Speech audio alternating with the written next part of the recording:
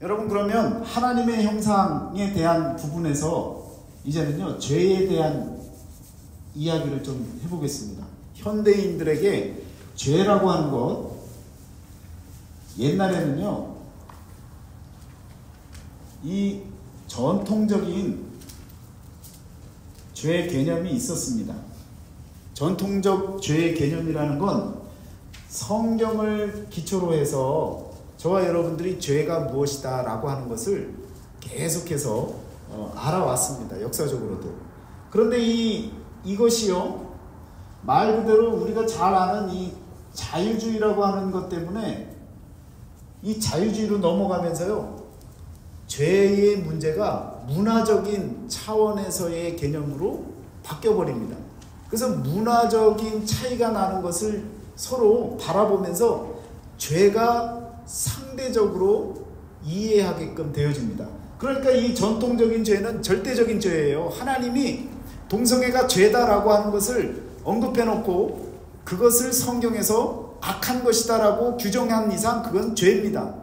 그런데 이 자유주의라고 하는 시대를 넘어서 지금 현대 포스트 모던까지 오면서 죄가 문화의 옷을 입어버립니다. 그러면서 죄가 어떻게 바뀌느냐면 각자의 문화 속에서 자기들이 생각하는 상대주의적인 죄의 개념으로 바뀌어버려요. 이게 무슨 얘기냐? 아프리카에서는요, 일부 다처제가 있어요. 그런데 민주사회에서는요, 일부 다처제가 허용이 안 되어져요. 그러나 국가 간에 함께 정상들이 모이면 그 문화적인 차이를 어떻게 해줘야 돼요? 인정해줘야 되는 거예요. 그리고 그 나라법에 맞게끔 그 죄와 모든 것, 그 형벌들을 치르게 되어집니다. 그러니까 인간이라고 하는 전체의 죄라고 하는 개념이 다 나뉘어져 버렸어요. 파편화되어져 버렸어요. 이제는요, 무엇이 죄다라고 함부로 말할 수가 없는 세상이 되어졌습니다. 그러니까 미국 내에서의 죄의 개념이 다르고요, 한국에서의 죄의 개념이 다르고요, 어떤 일을 하면 붙잡혀가고 어떤 일을 하면 안 붙잡혀갑니다. 예를 들면 타투 같은 거요, 미국에서는 허용되어지고 합법적입니다. 그래서 그걸 장사도 할 수 있고 뭐 마음껏 비즈니스도 하고, 그것으로 인해서 뭐 어떤 그 한국 그 여자 같은 경우에는 젊은 나이 20대인데요, 1시간 그 페이가요, 그걸 타투를 하는데 예술가로 이제 이 소문이 나갔고요, 캘리포니아에서 1시간에 2,000불에서 한 뭐 4,000불, 5,000불 막 부르는 게 값입니다. 하루에 한 2-3명만 딱 예약제로 해서 타투하고 자기는 호화롭게 살아가는 거예요. 그런데 한국에서는 타투하면요, 불법입니다. 붙잡혀 들어갑니다.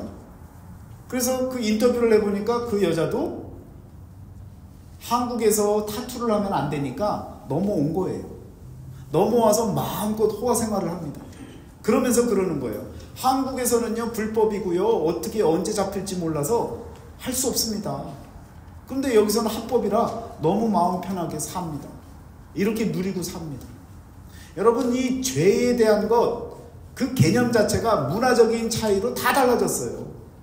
이제는 뭐가 죄다라고 말할 수가 없는 그런 세상이 되어져서, 여러분, 지금 이 전통적인 기독교적인 이 죄의 개념 자체가 다 무너져 버렸습니다. 절대적인 죄 개념이, 하나님이 이건 죄다라고 이야기했던 모든 것들이요, 이젠 상대적인 개인적인 차원에서 죄의 개념이 이건 죄다 아니다 스스로가 다 판단하고 사는 세상이 되어버렸다고요. 이런 세상에 우리 자녀들이요, 여기에서 살아가고 있는 거예요. 공교육을 통해서 학교에서나 아니면 일반 사회에서 여러분, 하나님이 죄라고 하는 그 모든 것들과 다르게 모든 것을 인정해주고 가치로 여겨주는 이런 세상에서 살고 있습니다. 저와 여러분들은요, 안 만나면 돼요. 그리고 담 쌓고 살면 돼요. 그런데 우리 자녀들은 안 그래요. 실제 영어권 내에서 그렇게 부딪히면서 경쟁하면서 그들과 또 같이 함께 더불어 살아가야 되는 사람들인데, 마음으로는 하나님의 마음을 가졌는데 세상 법 안에서는 모든 것이 다 대립이 되는, 도대체 무엇이 맞는 것인지 모르는 세상을 지금 살아가고 있는 현실인 것입니다. 여러분들이 가정에 돌아가서 아버지로서, 어머니로서, 또 할아버지, 할머니로서 여러분 자녀들에게 무언가를 얘기를 해줘야 되는데, 여러분들이 그냥 세상의 흐름에 맞춰서 아이들이 그냥 잘 성장하는 것만 그냥 이해하고 끄떡끄떡거리잖아요. 그럼 이게 죄가 죄인지도 모르고 살아가는 겁니다. 그게 얼마나 무서운 세상을 지금 살아가고 있습니까? 이때까지만 해도요, 여러분 중세 그때까지만 해도 하나님 중심주의로 살아갔던 세상이었습니다. 그런데 워낙 그 불법을 행하고 비리가 많고 또 종교 지도자들이 나쁜 짓을 많이 해서 인간들이 지쳤던 거죠. 그러니까 인간의 자유를 부르짖으면서 이와 같이 인간의 권리, 인권 이런 것들이 강조되면서요 바뀌어버린 거예요. 그런데 바뀌면서 이런 죄의 개념 자체가 다 바뀌어버리는 겁니다. 지금 이 현대시대에 당신 죄인입니다 이 얘기하는 거 최고 싫어해요. 그러니까 교회에서 메시지가 나가야 되는데 하나님의 말씀이 증거되어져야 되는데 저와 여러분은 죄인입니다 하는 얘기를 최고 싫어한다고요. 도대체 죄가 뭔데? 라고 속으로 되묻는 거예요. 왜? 거꾸로 된 세상을 지금 살아가고 있기 때문에 이 세상에서의 이 인식, 이성적으로 받아들이는 건요, 그거 죄 아닌데? 라고 할 수 있는 그러한 상황이 되어졌다라는 겁니다. 이런 세상을 살아가고 있는 저와 여러분들이, 여러분 기도하고 엎드려서 그냥 나만 깨닫고 나만 부르짖고 내 죄만 회개받고, 여러분 이렇게 하려고 하나님이 우리를 보내주시고 이렇게 묶어주시고 함께 공동체를 만들어서 모이게 하시는 게 아니라는 걸 아셔야 됩니다. 믿고 깨닫고 미리 알았으면 여러분 우리가 나가서 세상과 맞서 싸워야 되는 거예요. 자녀들을 올바로 키워나가는 거예요. 한 명 한 명씩을 하나님 품으로 끌어들여야 되는 겁니다. 지금 이와 같은 세상 가운데에서 저와 여러분들이 할 수 있는 것은요, 우리가 죄인입니다라고 하는 이 전통적인 하나님께서 우리에게 성경을 통해서 주셨던 메시지들을 저와 여러분들이 당당하게 증거하고 변증할 줄 알고 하나님의 말씀이 무엇인지에 대해서 설명할 수 있어야 된다는 거죠. 이제는 예전과 달라졌어요. 이런 영향이 별로 없었을 때는요, 못 먹고 못 살 때는요, 기독교 문화 자체가 잘 살 수 있는 그런 민주적인 길을 만들어줬기 때문에 모두가 다 모였어요. 그런데 지금은요, 바깥이 더 민주적인 것 같아요. 바깥이 더 인권적인 것 같아요. 바깥이 더 사람을 위하는 것 같아요. 그러니까 다 밖으로 나가는 거예요. 굳이 여기 앉아서 하나님 말씀 듣는 그 자체가 인간의 자유를 누르고 억압하고 유린시키는 것 같은 느낌이 드는 거예요. 지금 이것이 이 현대의 지성인들의 생각들입니다. 이런 상황에 저와 여러분들이 살아가고 있습니다. 기도해야죠. 우리 자녀들이 올바로 생각할 수 있고 또 올바로 판단할 수 있는 신앙으로 성장해 나갈 수 있는 그런 길을 저와 여러분들이 분명히 열어주셔야 된다는 겁니다. 자, 그러면 우리가 이야기하는 이 죄가 성경에서 이 죄를 어떻게 이야기를 하는지를 한번 보시겠습니다. 창세기 3장 5절을 보세요. 창세기 3장 5절을 보시면 죄에 대한 이해가 될 수 있는 말씀이 나오죠. 누가 한번 읽어보시겠습니까? 3장 5절입니다. 너희가 그것을 먹는 날에는 너희 눈이 밝아져 하나님과 같이 되어 선악을 알 줄 하나님이 아심이니라. 아멘. 여러분, 이 말씀 가운데 창세기에서 죄에 대한 근거 자료로 찾자면 바로 여기서부터가 시작이 되어집니다. 그래서 너희 눈이 밝아져, 그것을 먹는 날에는 너희 눈이 밝아져 하나님과 같이 되어 라고 하는 하나님과 인간을 어떻게 합니까? 비교하는 거예요. 같아질 수 있다라고 하는, 여러분 이 비교가요, 우리 지난 시간에 이 비교에 대한 말씀을 한번 드렸었는데요, 사람이 처음부터 죄를 짓는 게 아니에요. 악한 일을 하는 것이 아니에요. 죄라고 하는 것이 어떻게 만들어지느냐면 성경에 나와 있는 것처럼 비교를 통해서 만들어집니다. 여러분의 가정과 다른 가정을 한번 비교하면요, 그때까지는 죄가 아니에요. 그런데 비교를 하면 무슨 생각이 드느냐면 우월감이 들거나 아니면 열등감이 들어요. 두 가지로 나뉩니다. 그래서 이 열등감이 들면 드는 대로 기가 죽고 여러 가지로 숨고 감추고 여러 가지 자꾸 자기를 감추려고 하다가 거짓된 그러한 그 죄가 만들어진다면, 비교를 했는데 우월감이 느껴져요. 그러면 여러분 교만이라고 하는 이 교만 때문에 결국은 또 죄를 짓게 되어지죠. 그런데 이 열등감에서 여러분 나도 할 수 있다라고 하는 것 그 자체가 바로 똑같은 교만입니다. 안 되는데 나도 할 수 있다라고 하는 의지를 갖고 덤비잖아요. 그것도 교만입니다.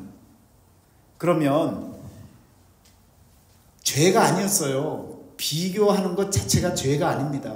그런데 열등감, 우월감이 드러나면서 뭔가 자꾸 생각을 하게 되는 거예요. 그러면서 교만한 마음, 양쪽 다 교만을 향해 나갑니다. 나도 할 수 있지 뭐. 안 되는 거 하는 것도 교만이에요.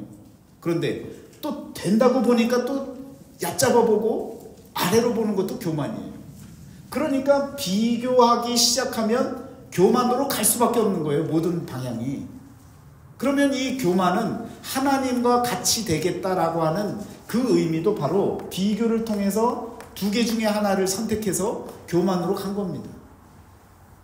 교만으로 갔는데 생각으로만 있는 것은 죄가 아니죠. 또 이것이 또 드러나는 거예요. 행동으로까지 다 드러납니다. 그래서 하나님의 명을 어기고 불순종하게 되어지죠. 이것이 죄라고 하는 것을 만드는 공식입니다. 공식. 절대로 비교하지 마세요.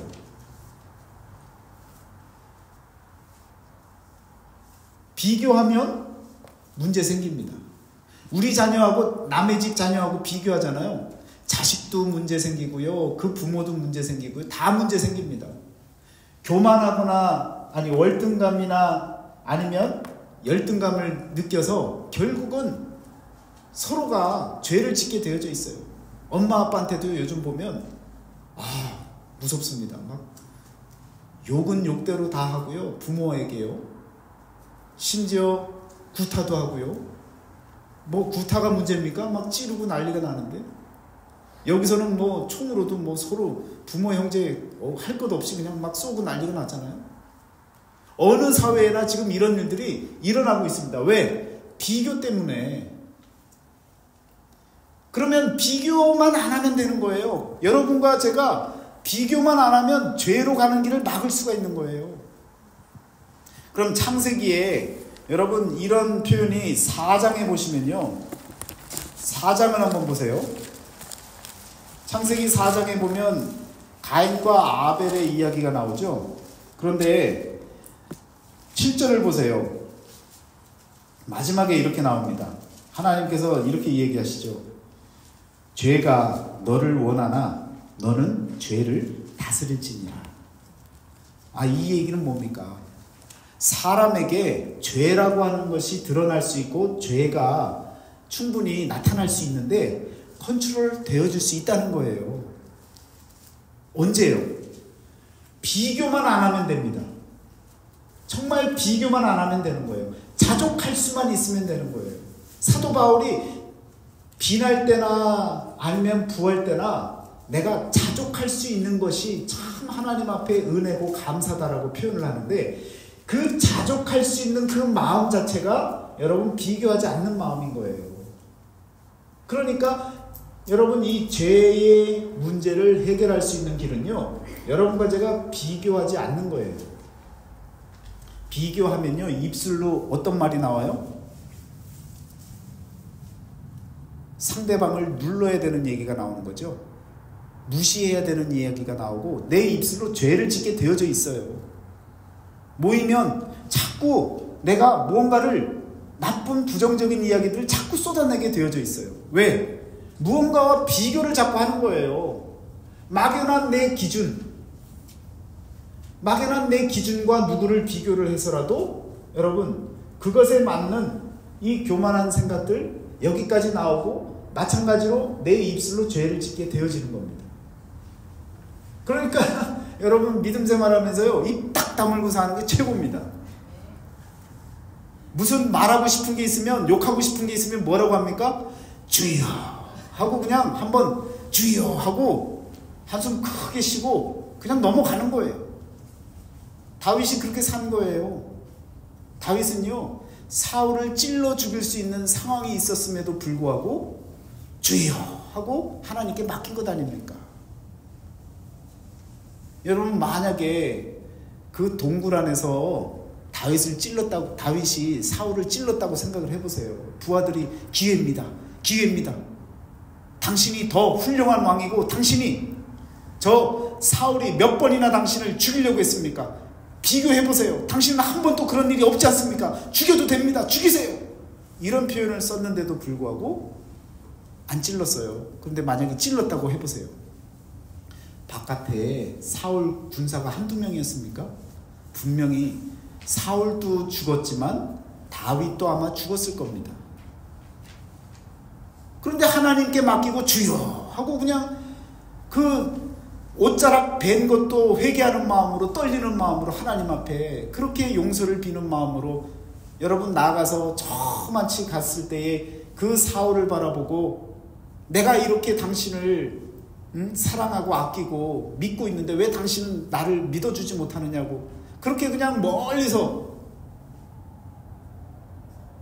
그런 이야기를 던졌을 때에 여러분 하나님은요, 그를 나중에는 결국은 사울을 통해서도 다윗이 훌륭한 사고 큰 자인 것을 인정하게 만들고 더불어서 진짜 이스라엘 통일 국가를 세우는 왕으로 다시금 일어서게 되어지지 않습니까? 여러분 비교하고 그래? 네가 나를 어떻게 했어? 비교하면요 여러분 결국 사단이 나옵니다. 그래서 죄의 문제를 해결할 수 있는 가장 중요한 핵심적인 건요 여러분 이 비교하지 않는 겁니다. 무엇과도 비교하지 않는 이 마음을 갖고 사는 거죠. 여러분 이 바깥에서는요 그런 얘기들을 해요. 자존감을 키우라고. 자존감도 여러분 많이 키워보세요. 자신감이 생겨서 좋다고는 해요. 그렇지만 자존감이 높아지면요 결국 그것도 교만으로 가는 길이에요. 열등감에 사로잡혀 있던 사람을 우월감으로 만들 뿐이지 절대로 그것이 여러분 이 비교라고 하는 것에서 벗어나지 못하게 만듭니다. 그러니까 성경적으로 우리가 죄의 문제를 해결하고 하나님 앞에서 하나님의 형상을 지켜나가는 인생을 살려면 우리는요 절대로 비교해서는 안 된다라는 겁니다. 그래서 가인에게 하나님께서 말씀하신 것처럼 죄가 너를 원하지만 너는 죄를 다스릴지니라. 다스릴 수 있다는 거예요. 여러분 이게 지구에 있는 바다라고 하고 여기 육지라고 해보세요. 이 안에 얼마나 침전물들이 많습니까? 더러운 것들이 얼마나 많아요. 그런데 가만히 있는 거예요. 이 위에 아주 푸른 바다를 보면서 바닷속이 다 보여 깨끗해 그러면서 막 풍덩풍덩 들어가잖아요. 그런데 이 아래 걸 건드리면요 어떻게 돼요? 일어나는 거예요. 더러워지는 거예요. 똑같습니다. 여러분과 제 마음속에 죄라고 하는 어떤 것이 없는 게 아니에요. 그렇지만 그것이 그렇다고 죄다라고 말할 수도 없는 거예요. 그래서 그걸 우리가 뭐라고 얘기했습니까? 악의 세력이라고. 지난 시간에 몇 주 전에 악의 세력이라고 얘기를 했잖아요. 악은 없어요. 없어요. 보이지 않아요. 그렇지만 내가 그 악으로 나아가면요, 그 악한 일들이 벌어지는 겁니다. 그래서 이 악의 세력으로부터 벗어나셔야 되는 거예요. 컨트롤할 수 있어야 돼요. 가만히 두면요, 이 바다는 깨끗하게 유지가 됩니다. 말하자면 나중에 검사 받을 때 이거 깨끗하다 하고 칭의의 은혜를 받을 수 있는 거예요. 그런데 이걸 맨날 그냥 뒤집고 그냥 막 파대고 그러면 여기서 얼마나 더러운 것들이 그냥 솟구쳐 오릅니까? 여러분 생각해 보세요. 여러분 마음에 가만히 있는데 가만히 있다가도 막 불뚝불뚝 막 그냥 화가 치밀고 막 그러잖아요. 근데 워 하고 이렇게 눌러줘야 되는 것 아닙니까? 그럴 때가 우리가 많아요. 막 갱년기만 돼도 막 그냥 막 불뚝불뚝 일어서잖아요. 속에서 그냥 화가 치밀고 자다가도 벌떡 일어났고 내가 그 인간을 내가 그냥 막 이런 생각들이 막 들고 그냥 잠 못 잔다 그러고 그런 일들이 생기잖아요. 그런데 그럴 때 다윗이 썼던 것처럼 주여, 주님께 의지합니다. 그랬더니 어떤 분이 잘못 들어가고 죽여, 저 인간 죽여. 죽여가 아니라 주여입니다. 주여, 주님 긍휼히 여겨주시고 내 마음, 내 속에 있는 모든 악한 것들 내가 컨트롤할 수 있도록. 여러분, 그래서 컨트롤하지 못해서 어떻게 됩니까? 비교해서 그 비교의 결과로 자신의 동생을 돌로 쳐 죽이는 거예요. 여러분, 그런 일들이 바로 성경을 통해서 죄가 어떻게 만들어지고 어떻게 다스려져야 되는지에 대한 이해를 우리에게 주고 있다라는 말씀을 드리고 싶은 겁니다. 그러면 죽음이라는 것이 무엇이냐? 죄의 결과물인데, 여러분, 죽음이라고 하는 것은요, 성경에 보면 에베소서 2장 1절에 보면요, 그는 허물과 죄로 죽었던 너희를 살리셨도다, 이런 말씀이 나와요. 그러니까 허물과 죄로 인해서 죽는 게 죽음인데, 그런 죽음 가운데서도 저와 여러분들을 살려주시는 거죠. 성경적인 죽음은 뭡니까? 하나님께서 아담을 통해서 생명이 되게 만들어 주셨다가, 여러분, 영이 죽었다 그랬잖아요. 그래서 마지막에 살리는 영을 예수 그리스도를 통해 주셨다 그랬잖아요. 그러니까 죽은 영인 거예요. 영이 죽은 거예요. 인간에게 영이 죽어버린 거예요. 그것이 성경적인 죽음입니다. 그 영이 죽었다는 얘기는 뭐예요? 하나님과 함께하지 않는 삶이라는 거예요. 다시 바꿔 얘기하면 하나님의 형상을 완전히 상실하고 잃어버리는 거죠. 그리스도를 기억조차 못하는 거죠. 그러면 죽은 자예요. 성경에서 죽은 자는요, 바로 이런 개념의 하나님의 형상이 완전 상실된 자, 그리스도와 함께 살지 못하는 자, 기억조차 못하는, 하나님이 없는 삶을 사는 자가 바로 여러분 죽음이다라는 것을, 성경적인 죽음을 우리가 이해를 하고 살아가야 된다라는 겁니다.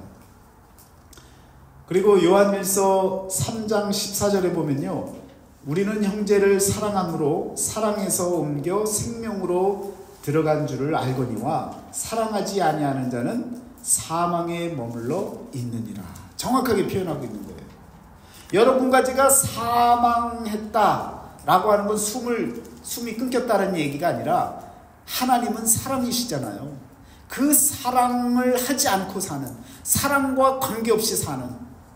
그래서 요한일서 3장 14절에서는 하나님과 함께 사는 삶은 생명의 삶, 그리고 하나님과 함께 살지 않는, 사랑하지 않고 사는 삶이라면 허물과 죄로 살아가고 있는 사망에 속한 삶을 사는 자라고 이야기를 하는 겁니다. 그러니까 여러분, 죽고 나서 가는 나라, 하나님 나라, 그때의 그 한 번 죽는, 육신이 죽는 그 죽음이 성경에서 말하는 여러분 사망이 아니다라는 거예요. 그래서 사망아 그러잖아요. 성경에서 사망아 라는 표현도 나옵니다. 왜? 하나님을 모르고 사는 인간들아 라고 하는 그런 표현하고 같은 거예요. 하나님과 더불어 살아가는 그런 살아있는 자가 되셔야 됩니다. 그래서 하나님은 어떤 자의 하나님이요? 산 자의 하나님. 아브라함의 하나님, 이삭의 하나님, 야곱의 하나님. 산 자의 하나님이 아니냐. 한 시대마다 하나님과 함께 살아가고 있는 사람들, 그 사람들이 바로 산자들입니다. 여러분들은요, 산자가 되셔야 되는 거예요.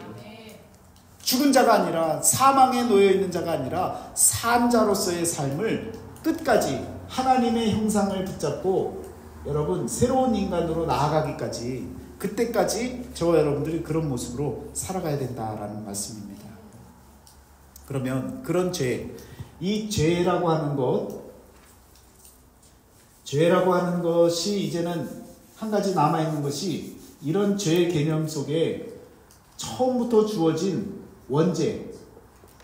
원죄라고 하는 것을 성경에 나옵니까? 안 나옵니까? 원죄라는 표현이 나와요? 안 나와요? 안 나와요. 안 나오는데 우리가 다 이렇게 상황 설명을 하다 보니까, 이해를 하다 보니까 원죄가 있겠구나, 원죄적으로 문제가 있구나. 그런데 어거스틴이 표현했던 건요, 이 원죄는 어떻게 만들어지냐면 성관계를 통해서 생물학적으로 자녀를 낳게 되어질 때 그렇게 죄가 옮겨진다라고 생각을 했던 겁니다. 그런데 그건 아니다라는 거죠. 그런 건 성경적이지 않다라는 겁니다. 그래서 원죄에 대한 이해를 저와 여러분들이 분명히 해야 될 부분은 뭐냐면, 원죄론이 생겨야 되는 그런 의도가 있습니다. 죄라고 하는 그 비밀, 하나의 비밀이다라고 하는 의미에서 원죄론이 필요하다라고 하는 것이고요. 또 그 죄를 피할 수 없다라고 하는 입장에서도 원죄가 있다라는 것으로 이야기가 되어진다는 거고요. 또 죄에 있어서 우리가 다, 인간들이 다 죄와 결속이 되어져 있다라고 하는, 그래서 바꿀 수 없는 그런 입장에서 원죄가 의도적으로 우리가 표현을 하게 되어진다는 거고요. 그리고 죄가 전 세계에 세계성을 갖고 있다라는 거예요. 이 세계 자체가 죄된 세계다라는 것을 빨리 인식하게 만들게 하기 위해서 효과적으로 우리가 원죄라는 표현을 쓴다는 거죠. 그러니까 여러분, 성경에는 원죄라는 표현이 없어요. 그렇지만 원죄라는 것을 알면 신앙에 많이 도움이 되어진다는 거죠. 예를 들면 삼위일체 하나님 똑같습니다. 삼위일체라는 말이 성경에는 없어요. 그렇지만 성부, 성자, 성령의 이 놀라운 이 합력하시는 그 사역의 모습을 보니까 삼위일체 하나님이다. 그래서 이단으로 빠지는 많은 사람들에게 이것도 아니고 저것도 아니고 저것도 아니고 라고 구분 짓다 보니까 삼위일체 하나님인 것을 분명하게 증거하게 되어졌다라는 거죠.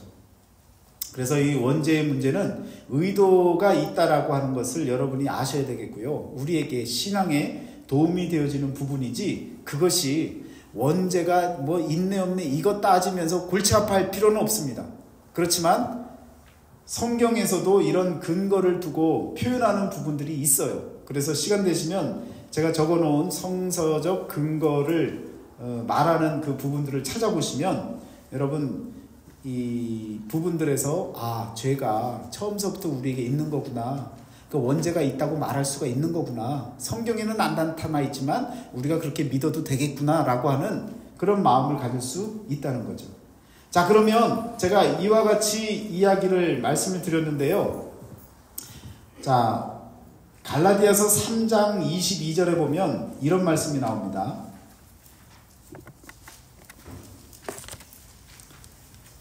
성경이 모든 것을 죄 아래에 가두었으니 이는 예수 그리스도를 믿음으로 말미암는 약속을 믿는 자들에게 주려 함이라.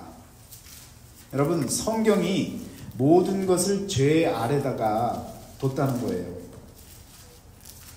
자, 이 표현이 다시 조금 구체적으로 나와 있는 그 부분이 있는데, 로마서 3장 9절에도 의인이 없나니, 10절에 그 의인은 없나니 하나도 없으며 라는 표현이 나오잖아요. 그런데 그 9절 말씀에 보면 성경이요, 우리를 다 어디 아래다 뒀다 그래요? 예. 성경이요. 죄 아래다가 우리를 다 뒀다는 거예요. 여러분, 예수님께서 오셔서 우리를 살리시려고 오셨잖아요. 그런데 우리를 다 어디에다가 뒀다고요? 죄 아래다가 뒀다고요. 그러면 왜 죄 아래다 두셨을까요? 성경은 왜 우리를 죄 아래다가 다 밀어 넣었을까요?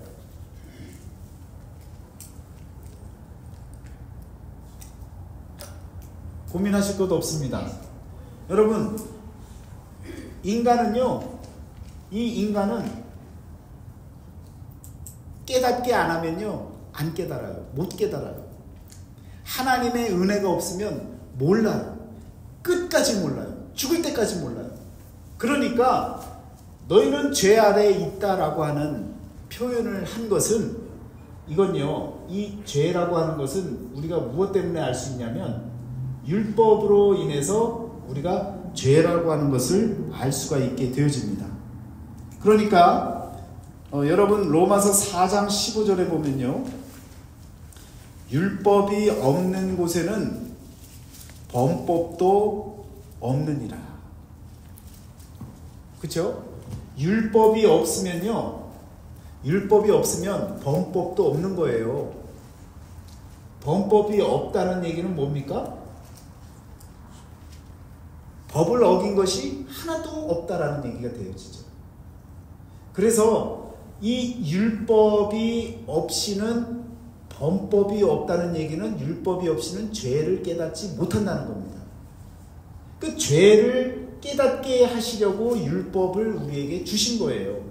그러니까 죄 아래에다가 뒀다는 얘기는 율법을 줬으니까 여러분, 이 죄가 무엇인지를 알라는 거죠.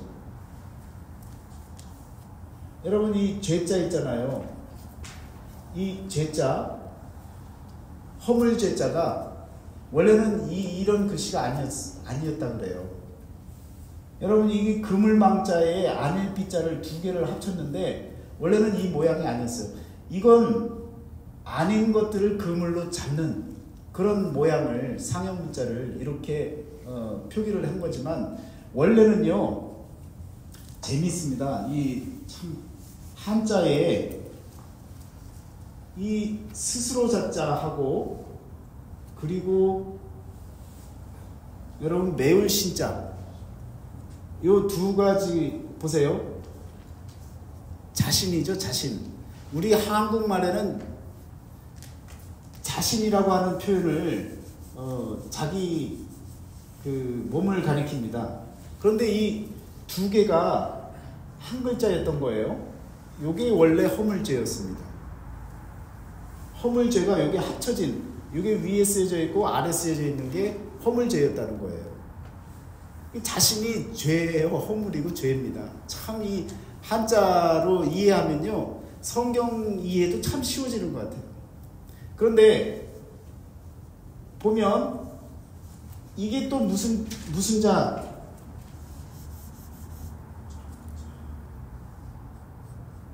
이게 무슨 자입니까? 황제, 임금 황자예요. 임금 황자인데 이것하고 이거 붙여놓은 글씨 이렇게 멀리서 보면요, 이렇게 해놓으면 비슷한 거예요. 그 진시 황제 때 진시 왕요, 이거 비슷해서 기분 나쁘다고 바꾸라는 거예요.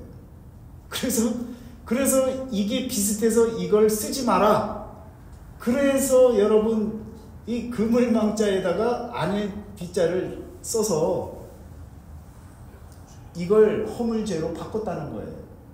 그러니까 원래의 글자는 이건데 스스로 또 매울 신자하고 합쳐서 줘서 무슨 의미냐면 나쁜 짓을 크게 한 중범죄자들의 코를 베는 그런 의미에서의 허물죄였다라는 겁니다. 지금은 이걸로 쓰고 있는 이 죄인데 여러분, 아닌 것들을, 그래도 아닌 것들을 다 그물로 잡아내는 것이 허물죄라는 거죠. 아닌 것들을 모아놓는 것. 그런 모습들이 죄라는 것. 그래서 쉽게 여러분과 제가 하나님과 관계없고 하나님과 상관없는 것들, 아닌 것들을 모아놓으면 그게 죄예요. 다시 얘기하면 하나님과 상관없이 행하는 모든 일들이 바로 죄입니다. 그래서 죄를요, 이렇게도 표현을 하죠. 관역에 화살을 쏘면 정확하게 여기에 들어가야, 하나님 중심으로 들어가야 이것이 죄가 아닌데, 조금이라도요, 시작부터 조금 달라지면요, 관역으로부터 벗어납니다. 그래서 이것을 우리가 죄라고, 성경적인 죄의 개념을 이렇게 표현을 하는 거예요. 똑같아요. 아닌 것들을 붙잡는데 하나님의 마음, 이 핵심으로 들어가지 아니하는, 하나님의 길로 가지 아니하는 모든 것들은요, 다 죄입니다. 이 죄에 대한 이해를 여러분, 율법이 아니고서는 이렇게 가는 게 맞는지 틀리는지도 모르는 거예요. 그러니까 여러분과 저에게 필요한 건, 이 죄의 문제를 해결하기 위해서는 율법이 필요하다라는 겁니다. 하나님의 말씀, 이 율법이 저와 여러분들에게 죄가 무엇인지를 알게 만들어주는 그런, 그래서 로마서 7장 7절에서 율법으로 죄를 안 하니 라는 표현을 쓰고 있는 겁니다. 그런데 여러분, 죄를 율법을 통해서 아는데 하나님의 형상인 그리스도께서 율법의 마침이 되어지십니다. 그 표현도 마찬가지로 로마서 10장 4절에 보면요, 그리스도는 율법의 마침이 되시니라 라는 이런 표현이 나오죠. 그래서 여러분, 이 그리스도가 바로 율법의 마침이 되어지는데 그 의미를 여러분은 잘 아셔야 됩니다. 율법의 마침이 된다는 얘기는, 율법은요, 그 목표가 어디 있습니까? 율법의 목표, 멀쩡히 잘 사는 사람에게 율법이 필요합니까? 하나님 뜻대로 사는 사람에게 율법이 필요해요? 아니죠. 그러면 언제 필요합니까? 죄를 짓고 나쁜 짓 하고 잘못된 삶을 사는 사람에게 이 율법이 확 잡아갖고 뭘 합니까?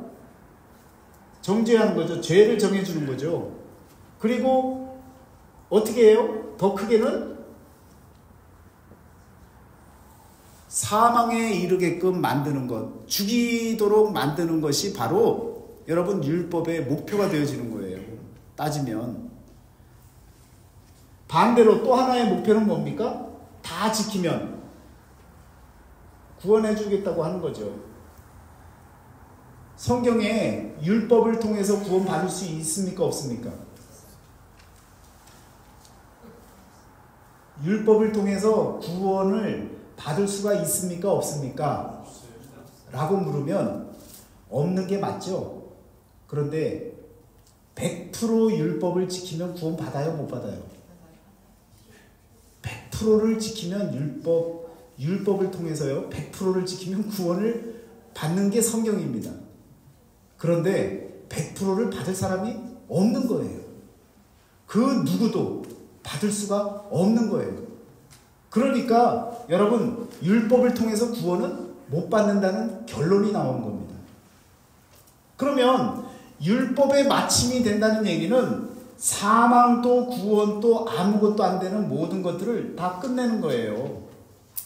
그리고 99.9%가 돼도 안 되는, 여기는 당연히 죽는, 이 모든 것들을 다 해결하고 구원으로 나아가게끔 만들어주는, 율법을 정리해주는, 율법의 마침이 되어져서 여러분 여기 새로운 인간으로 나아갈 수 있는 길을 우리 주님께서 열어주신 겁니다.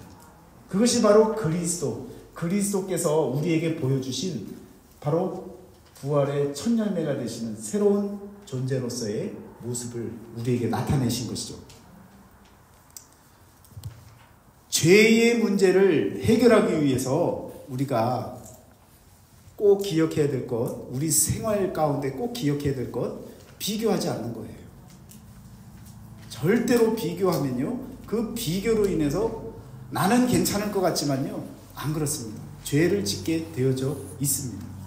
그래서 그런 죄로부터 벗어날 수 있는 그 길을 우리가 말씀을 통해서 분명히 알고 하나님의 이 형상을 지켜나가는 것, 그리스도와 함께 살아나가는 것, 이것이 바로 여러분과 제가 죄의 문제를 해결할 수 있는 가장 빠른 길입니다. 그리스도와 함께 사는데 무슨 문제가 있겠어요?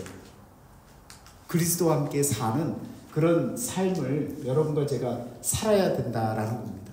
그러니까 인간에 대한 모든 이야기는요, 죄와 결부시켜서 함께 이해를 해야 되는데, 그 죄를 빼놓고는요, 우리가 기독교적으로 인간을 이해할 수가 없습니다. 그래서 첫날 가졌던 많은 이야기들, 생물학적인 인간, 또 무슨 종교적인 인간, 그리고 문화적인 인간, 뭐 마르크스주의적인 인간, 그런 인간관을 아무리 갖고 있어도요, 그걸 갖고 우리가 진리다라고 말할 수가 없다라는 거죠. 상대적으로 표현할 수 있고 주장할 수는 있어도 진리라고 하는 것은 변함이 없어야 되는 겁니다. 이 하나님이 세상을 창조하시고 만드시고 그리고 예수 그리스도를 통해서 이렇게 넘어가는 모습을 보여줌으로 인해서 이 가운데에서 바로 인간이 무엇인지에 대한 이해를 저와 여러분들이 하게 된다는 거죠. 그래서 죽기도 하는 인간이지만 다시 살 수도 있다라고 하는 그 희망, 종말론적인 희망이 우리에게 주어진다는 겁니다. 그러니까 그런 의식을 갖고 여러분과 제가 이런 죄에 대한 문제를 하나씩 해결해 나가야 된다라는 말씀을 드리고 싶은 거고요.